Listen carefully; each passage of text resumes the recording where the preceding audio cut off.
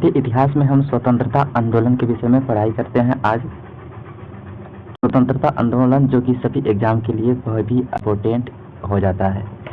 देखते हैं, राष्ट्रीय आंदोलन का विकास 3 चरणों में हुआ। पहला उदारवादी जो कि 1885 से 1905 और दूसरा उग्रवादी जो कि 1906 से 1918 ईस्वी तक था, एवं तीसरी युग जो था वो गांधी युग 1919 से 1947 तक। पहले हम पढ़ेंगे उदारवादी युग को पढ़ेंगे, जो कि उदारवादी युग को पढ़ेंगे जो 1885 से 1905 ईस्वी तक चला था। ठीक है,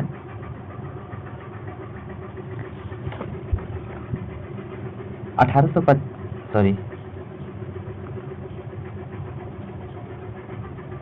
1885 से 1905 तक भारतीय राष्ट्रीय आंदोलन में कांग्रेस की पूरी तरह से उदारवादियों के प्रभाव रहा, जिसमें प्रमुख नेतृत्वकर्ता सुरेंद्र नाथ बनर्जी, दादा भाई नौरोजी, फिरोज शाह मेहता, गोपाल कृष्ण गोखले, महादेव गोविंद रानडे, मदन मोहन मालवीय इत्यादि शामिल थे। मतलब भारतीय राष्ट्रीय आंदोलन में कांग्रेस पर पूरी तरह से उदारवादी प्रभाव था। जब उदारवादी प्रभाव चल रहा था 1885 से 1905 तक चला था। उसके बाद उदारवादी क्रांतिकारी में से नहीं थे। उदारवादी जो क्रांतिकारी नहीं थे वो क्रमिक सुधार में विश्वास रखते थे। इनकी मांगे में अवज्ञा तथा चुनौती का स्वर न होकर प्रथा स्वर होता था। ठीक है, उदारवादी के पाश्चात्य सभ्यता और विचारों से प्रभावित थे। उदारवादी पाश्चात्य सभ्यता और विचारों से प्रभावित थे। वे ब्रिटेन के अस्थायी संबंध की स्थापना भारत के हित में मानते थे। उदारवादियों के संबंधों को राजनीतिक भिक्षावृत्ति की संज्ञा दी गई, यानी कि उदारवादी के संगठन को राजनीतिक का भिक्षावृत्ति की संज्ञा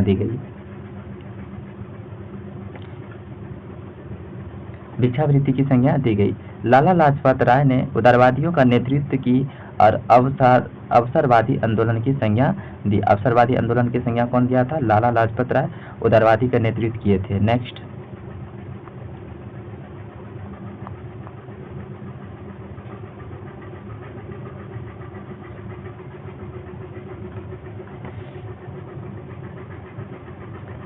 उदारवादी नेता दादा भाई नौरोजी को grand old man of India कहा जाता था। धन के निष्कासन के सिद्धांत दादा भाई नौरोजी द्वारा प्रस्तुत किया गया। धन के निष्कासन का सिद्धांत किसके द्वारा प्रस्तुत किया गया? तो दादा भाई नौरोजी के द्वारा प्रस्तुत किया गया। रमेश चंद्र दत्त ने भारत के आर्थिक इतिहास पर प्रथम पुस्तक जो इकोनॉमिक्स हिस्ट्री ऑफ इंडिया लिखी। इकोनॉमिक्स हिस्ट्री ऑफ इंडिया किसने लिखा? रमेश चंद्र दत्त के द्वारा।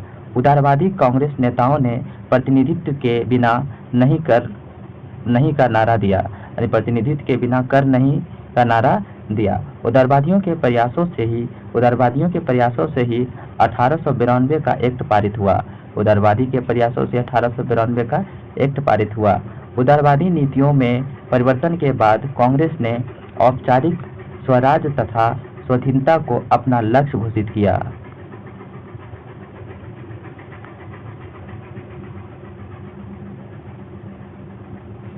1906 के बाद भारतीय राजनीति में कांग्रेस के भीतर उग्रवादी यानी कि क्रांतिकारी दल का उदय हुआ। कब हुआ? तो 1906 में, जिसके प्रमुख नेता थे लाला लाजपत राय, बाल गंगाधर तिलक, बिपिन चंद्र पाल और अरविंद घोष थे। तिलक का व्यक्तित्व था, मतलब कि स्वराज मेरा जन्मसिद्ध अधिकार है, मैं इसे लेकर रहूंगा। भारत में क्रांतिकारी गतिविधियों की शुरुआत 1897 में महाराष्ट्र से मानी जाती है। भारत में आर्य बांधव समिति नामक क्रांतिकारी संस्था तिलक की प्रेरणा से स्थापित हुआ था। आर्य बांधव समिति की तिलक की प्रेरणा से स्थापित किया गया था। तिलक ने 1893 में गणपति महोत्सव और 1895 में शिवाजी महोत्सव मनाया था। शिवाजी महोत्सव मनाने की घोषणा की थी। 1897 में चापेकर बंधुओं द्वारा पूना में अधिकारियों रैंड और एमस्टन की गोली मारकर हत्या कर दी गई। बीडी सावरकर ने 1904 में नासिक में स्थापित मित्र मेला नामक संस्था ने ही अभिनव भारत समाज के रूप में प्रसिद्धि पाई।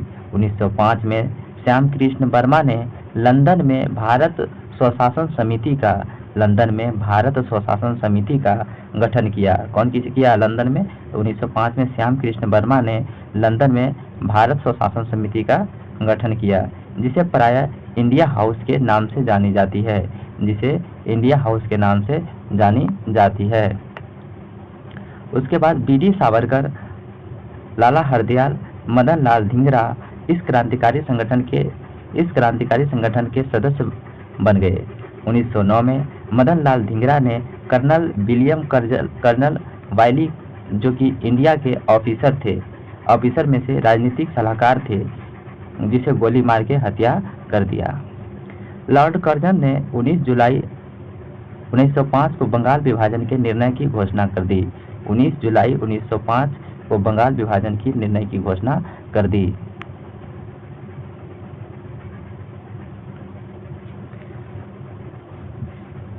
जिसके परिणाम स्वरूप बंगाल विभाजन के परिणाम स्वरूप 7 अगस्त 1905 को कलकत्ता के टाउन हॉल में स्वदेशी आंदोलन की घोषणा की गई। 7 अगस्त 1905 में कलकत्ता के टाउन हॉल से स्वदेशी आंदोलन की घोषणा की गई।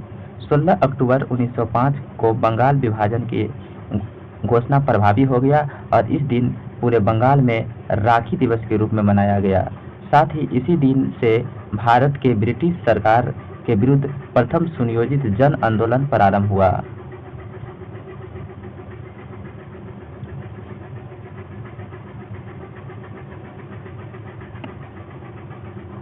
देखते हैं स्वदेशी आंदोलन। 1905 में कांग्रेस के बनारस अधिवेशन में स्वदेशी और बहिष्कार आंदोलन का अनुमोदन किया गया था। 1905 में कांग्रेस के बनारस अधिवेशन में स्वदेशी और बहिष्कार आंदोलन का अनुमोदन किया गया था। स्वदेशी आंदोलन को आगे बढ़ाने के लिए अश्वनी कुमार दत्त और वारी साल में स्वदेशी बांधव समिति की स्थापना की। स्वदेशी बांधव समिति की स्थापना किसने की? अश्वनी कुमार दत्त। स्वदेशी आंदोलन के दौरान Krishna Kumar Mishra anti circular society की स्थापना की। स्वदेशी आंदोलन के दौरान विदेशी वस्तुओं को बहिष्कार का सुझाव सबसे पहले कृष्ण कुमार मित्र ने अपने पत्र संजीवनी में दिया था। क्वेश्चन आएगा, स्वदेशी आंदोलन के दौरान विदेशी वस्तुओं के बहिष्कार की सुझाव सबसे पहले कृष्ण कुमार मित्र अपने पत्रिका संजीवनी में दिया था। स्वदेशी आंदोलन के दौरान स्वदेशी प्रतिज्ञाओं की पद्धति को मंदिर का प्रयोग करने से सुरेंद्र नाथ बनर्जी पहले व्यक्तित्व थे। स्वदेशी आंदोलन को पंजाब के क्षेत्र में लाला लाजपत राय, अजीत सिंह के मजबूती दी थी और सैयद हैदर रजा इसे दिल्ली में मजबूती प्रदान किया था। अजीत सिंह लाहौर और अंजुमन मोहविनाने वतन नामक एक संस्था की स्थापना की। भारत माता नाम से अखबार निकाला था। लाला लाजपत राय अजीत सिंह को मांडले जेल भेज दिया गया। लाला लाजपत राय और अजीत सिंह को कहाँ भेज दिया गया? तो मांडले जेल भेज दिया गया। स्वदेशी आंदोलन के दौरान शांति निकेतन के तर्ज पर बंगाल नेशनल कॉलेज की स्थापना की। बंगाल नेशनल कॉलेज स्वदेशी आंदोलन के तर्ज पे किया। इसके पहले अध्यक्ष आचार्य अरविंद घोष थे। अरविंद घोष बंगाल नेशनल कॉलेज के पहले अध्यक्ष के रूप में कार्य किए थे। उसके बाद 15 अगस्त 1906 को राष्ट्रीय शिक्षा परिषद की स्थापना की गई। 15 अगस्त 1906 को राष्ट्रीय शिक्षा परिषद की स्थापना की गई।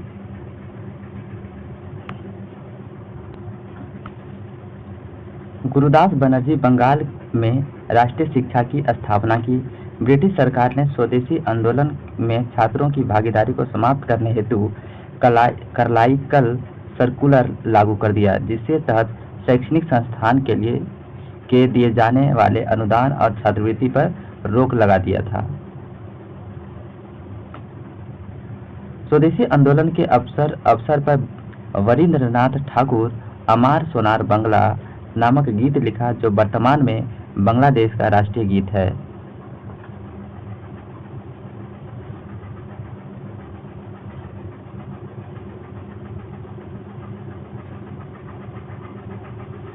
देखते हैं।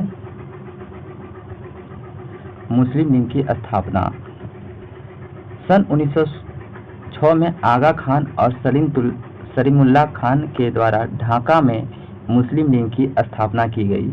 1906 में आगा खान और सलीमुल्लाह खान के नेतृत्व में ढाका में मुस्लिम लीग की स्थापना की गई। मुस्लिम लीग की स्थापना मुस्लिम लीग का प्रथम अध्यक्ष आगा खान को बनाया गया। मुस्लिम लीग का प्रथम अध्यक्ष आगा खान को बनाया गया, जबकि इसके संस्थापक सलीमुल्लाह थे। जबकि इसके संस्थापक कौन थे? तो सलीमुल्लाह थे। मुस्लिम लीग ने संविधान 1906 में कराची में बना। मुस्लिम लीग का संविधान 1906 में कराची में बना। इसके अनुसार प्रथम अधिवेशन 1908 में अमृतसर में हुआ। इसके अनुसार प्रथम अधिवेशन 1908 में अमृतसर पंजाब में हुआ, जिसके अध्यक्ष आगा खान को ने की थी। जिसकी अध्यक्षता कौन की थी? आगा खान ने की थी।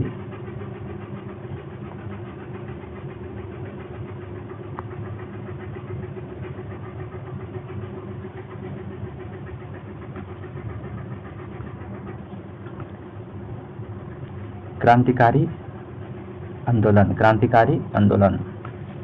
कांग्रेस के कलकत्ता अधिवेशन 1906 कांग्रेस के कलकत्ता अधिवेशन 1906 में पहली बार दादा भाई नौरोजी कांग्रेस के कलकत्ता अधिवेशन 1906 में पहली बार दादा भाई नौरोजी ने स्वराज शब्द का प्रयोग किया। कब? तो 1906 में। स्वदेशी आंदोलन को चलाने के मुद्दे को लेकर उग्रवादी और उदारवादी में मतभेद हो गया, यानी मतभेद उभरा। और 1907 में सूरत में कांग्रेस का विभाजन हो गया।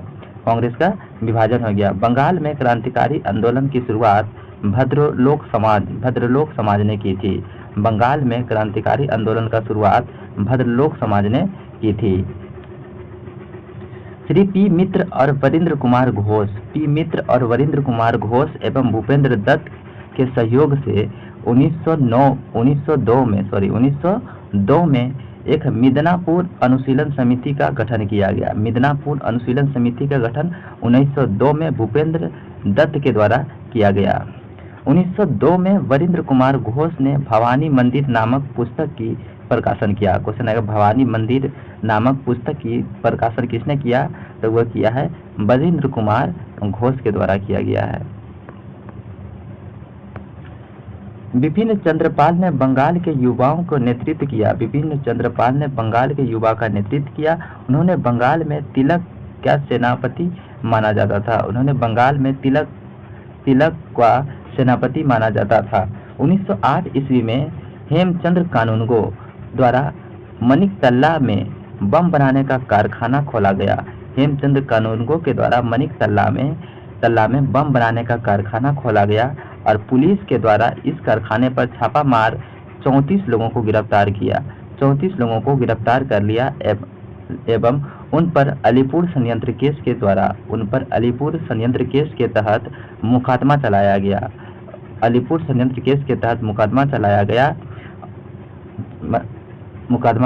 गया।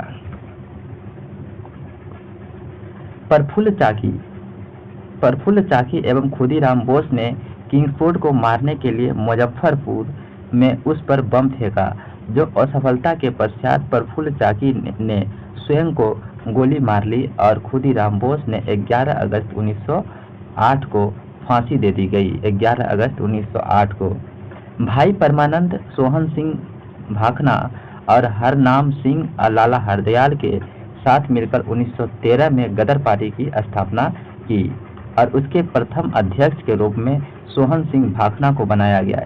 इस पार्टी का मुख्यालय सैन फ्रांसिस्को जो अमेरिका में था, वह युगांतर आश्रम के नाम से बनाया गया। 1913 में प्रकाशित गदर पत्रिका का प्रकाशन हिंदी, गुरुमुखी, अंग्रेजी और गुजराती एवं उर्दू में छपता था। हिंदी, गुरुमुखी, अंग्रेजी, गुजराती एवं उर्दू में छपता था। वर्ष 1914 में कामागाटा मारू प्रकरण की घटित हुआ था। 1914 में कामागाटा मारू प्रकरण की घटित हुआ। इस घटना में सिंगापुर के रहने वाले गुरुदत्त सिंह ने कामागाटा मारू नामक जहाज को किराए पर लेकर 376 यात्रियों के साथ वैंकूवर की ओर प्रस्तावित किया गया, किंतु कनाडा पुलिस उन्हें आगे बढ़ने से मना कर दिया। 1907 में रामानाथ पुरी ने सर्कुलर ए आज़ादी तथा वैंकूवर से तारकनाथ दास ने फ्री हिंदुस्तान का प्रकाशन किया। फ्री हिंदुस्तान का प्रकाशन किसने किया? तो वैंकूवर से किया था, जिसका नाम था तारकनाथ के द्वारा किया गया था।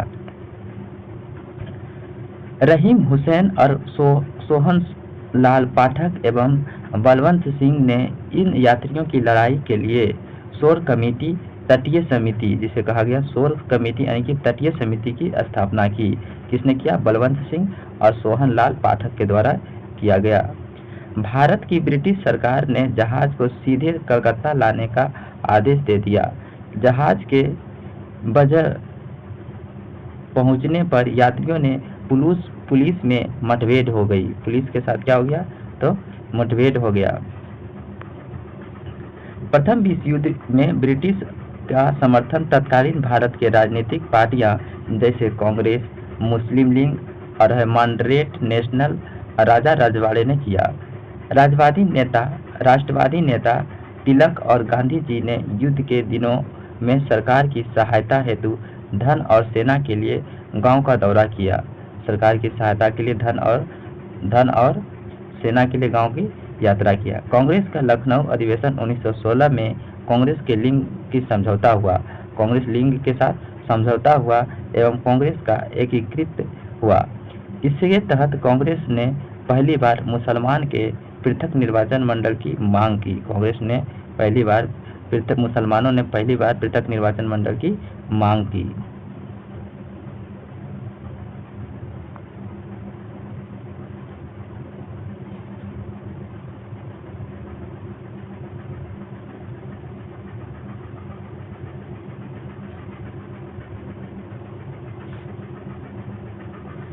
तिलक एवं बेसेंट द्वारा अप्रैल एवं सितंबर 1916 में होम रूल लीग की स्थापना की गई और बाल गंगाधर तिलक ने 28 अप्रैल 1916 को पूना में होम रूल लीग की स्थापना की।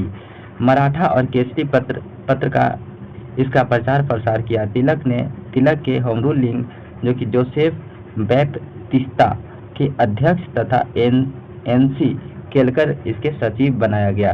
तिलक को इंडियन अर्नेस्ट लेखक वेलेंटाइन सिरोल ने भारतीय अशांति का जनक कहा। वेलेंटाइन सिरोल ने क्या किया? तो भारतीय अशांति का जनक कहा। गोपाल कृष्ण गोखले द्वारा स्थापित Rowlatt sergeant of India society के सदस्य को लिंग में प्रवेश की अनुमति नहीं थी। एनी बेसेंट की लिंग की मुख्यालय मद्रास के निकट अड़याल नामक स्थान पर था। उन्हें अपने समाचार पत्रों न्यू इंडिया और कॉमनवेल्थ की सहायता से होम रूल लीग के विचार को प्रचारित करने का कार्य किया। जवाहरलाल नेहरू और बी चक्रवर्ती तथा जे बनर्जी आदि नेताओं ने एनी बेसेंट के लीग की सहायता का ग्रहण की। बेसेंट ने माउंट टेस्क्यू चेम्सफोर्ड के सुधार की घोषणा की और 20 अगस्त 1917 में होम रूल लीग को समाप्त करने की घोषणा की।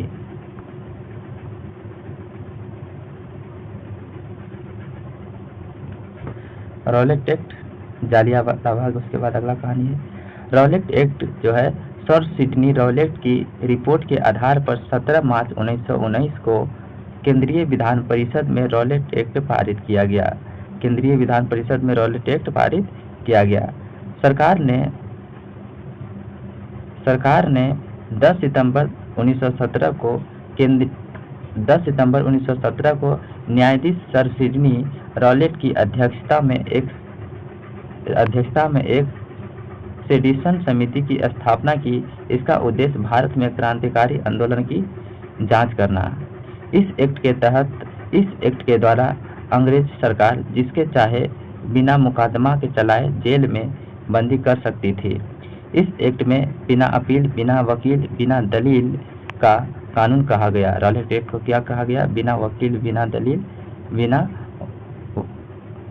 अपील का कानून कहा गया। महात्मा गांधी रॉलेट एक्ट के विरुद्ध सत्याग्रह सभा बनाई, जिसके सदस्य जमनालाल, द्वारकादास और शकरलाल बैंकर और उमा सेनानी भी बीजी हनीमीन भी शामिल थे। इस एक्ट के विरोध में 6 अप्रैल 1919 में देशव्यापी हड़ताल कराई गई और दिल्ली में 30 मार्च 1919 को आंदोलनकारियों के नेतृत्व में स्वामी श्रद्धानंद ने संभाला। वहाँ के आंदोलनकारियों का नेतृत्व कौन संभाला? स्वामी श्रद्धानंद के द्वारा संभाला गया। 13 अप्रैल 1919 को अमृतसर जलियांवाला बाग हत्याकांड, जो बैसाख के दिन हुआ था, डॉक्टर सत्यपाल एवं डॉक्टर सैफुद्दीन किचलू की गिरफ्तारी के विरोध में हो रही जनसभा पर ब्रिगेडियर जनरल ओडायर के बिना किसी चेतावनी के गोली चला दी। सरकारी रिपोर्ट के अनुसार 379 व्यक्ति मारे गए एवं 1200 घायल हुए। इस हत्याकांड में हंसराज नामक एक भारतीय ने डायर को सहयोग दिया था। जलियांवाला बाग हत्याकांड के समय जो चमनदीप ने पंजाब में डंडा फौज का गठन किया था, एक थे चमनदीप थे और वो डंडा फौज का गठन पंजाब में किए थे। इस हत्याकांड के विरोध में रविंद्रनाथ टैगोर ने नाइटहुड की उपाधि यानी कि नाइट की उपाधि वापस कर दी।